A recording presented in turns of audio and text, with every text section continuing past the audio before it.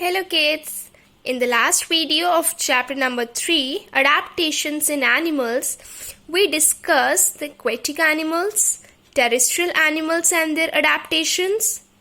Now, in this video, I will discuss amphibians with you.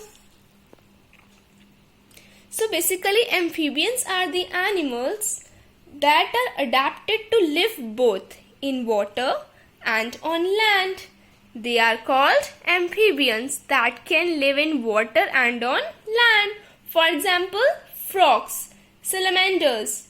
These are the example of amphibians. Amphibians breathe through their lungs, skin and gills. We have discussed in class 4 that the frogs, they breathe through the lungs on land and skin in water.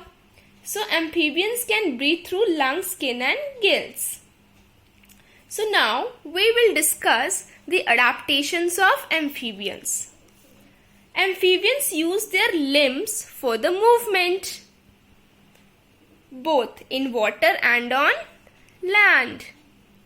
Short front legs keep the front part of the animal's body off the ground, and the longer hind legs, the legs that are behind, they allow it to jump with ease. Ease means easily. Webbed feet help the amphibians to swim in water. Okay, so if I ask you what help the amphibians to swim in water, you will answer me webbed feet. And their forelimbs, they help in the movement on the ground, and their hind legs allow to jump easily. Okay. The next point, amphibians breathe through the lungs on land and through the skin or gills in water. L for land, L for lungs. In this way you can remember this. Breathing through the skin is called cutaneous breathing. This is a new term for you. What is cutaneous breathing? When the animals, they breathe through their skin, the animals are known as cutaneous, and their breathing process is known as cutaneous breathing. One more new term is nictitating membrane. Now what is nictitating membrane? Apart from the regular eyelids, some amphibians such as frogs, they have a transparent third eyelid, transparent, that we cannot see. So, some amphibians like frogs, they have transparent third eyelid, which is called nictitating membrane. This third eyelid, how it is helpful for the frogs? This third eyelid prevents the water from entering into their eyes, because they also jump or live in water. So, this eyelid prevents the water from entering into their eyes and allows them to see underwater. They can also see underwater. Okay, because amphibians, they live both on land and in water. So, this nictitating membrane helps the frogs to prevent water from entering into their eyes and to see underwater. And cutaneous breathing, basically the amphibians that breathe through the skin is called cutaneous breathing. Then the next type of animal is aerial animals. Now the animals that can fly, they are called aerial animals. Now where they fly? They fly in the air. So air starts with A and aerial starts with A. So aerial means air, animals that can fly. Now there is one more term for the aerial animals. That's so simple. That is bird. So animals that can fly, they are called aerial animals, or we can also call them as birds. For example, crows, pigeons, sparrows, parrots, eagles, woodpeckers and so on. There are so many birds. Now birds are adapted to live both in air and on land. Birds can live both in air and on land. Now how they can adapt? What features help them to adapt in air and on land. We will discuss now. So all birds, they have beaks. The beak is an adaptation to suit or to adjust the feeding habits of the birds. Beaks help them to adjust or to adapt their feeding habits. Birds have hollow bones. Hollow means empty bones, and which is very lightweight. So boat-shaped bodies mean streamlined bodies which help them to fly in the air. So birds have hollow bones, streamlined bodies. Okay, they have light bones which help them to fly in the air. Birds also have wings. The wings have very strong muscles, and this helps them to fly. The wings have very strong muscles which help them to fly in the air. Now, the body of birds is covered by 3 types of feathers, and you have done this types of feather in your class 4. There are 3 types of feathers. Name them: down feathers, flight feathers, tail feathers. These are 3 types of feathers.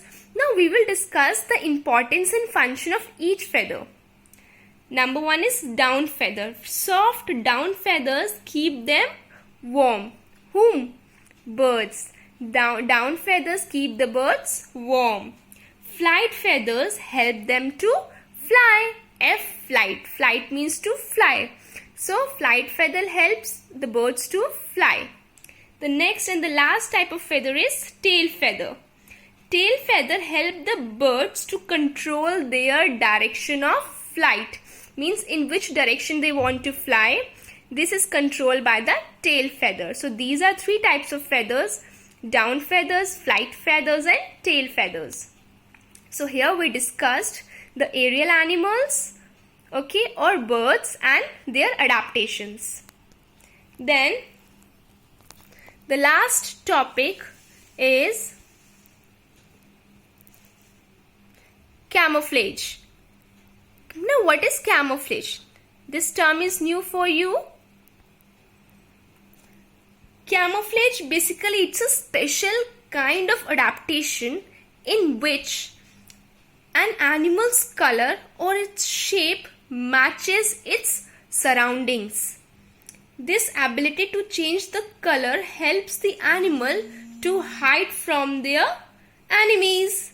Now, the simplest camouflage is when animal changes its color similar to its surrounding. We have one live example, that is chameleons. Chameleons we have seen, they can, if they sit on the leaves, green leaves, they change their color into green. If they were on the branches, they change their color to green, or according to their surroundings, sometimes brown. Depends upon the surroundings, they can easily change their color. So when we can change our color according to the surrounding, this is known as camouflage. Okay, and chameleon is a very common example of it. Chameleons have the ability to change their body color to match that of their surroundings. Sometimes their color changes into green, brown, purple. They can change into any color to hide from their enemies. Animals such as polar bears, they have skin or fur that matches the color of their surroundings. Like the white color of the fur of the polar bear also help them to hide in the surrounding of snow and ice. Okay, polar bear cannot change their color, but yes, the white color of the polar bear helps them to hide from their enemies in the snow and ice. So if I ask you, give me one example of camouflage, you will give me example of chameleons. Now, fact file. Hummingbirds are the type of birds that can fly backwards. Only this bird can fly backwards. Second point, world's largest amphibian, that is the Chinese giant salamander. It's the world's largest amphibian.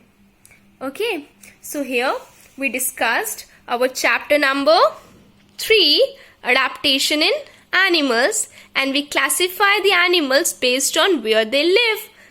Okay, the classification is as follows: aquatic animals, terrestrial animals, amphibians, aerial animals, and also camouflage is one more category. So here we discussed. I hope it is clear to you. If you have any doubt, you can ask me. That's all. Thank you.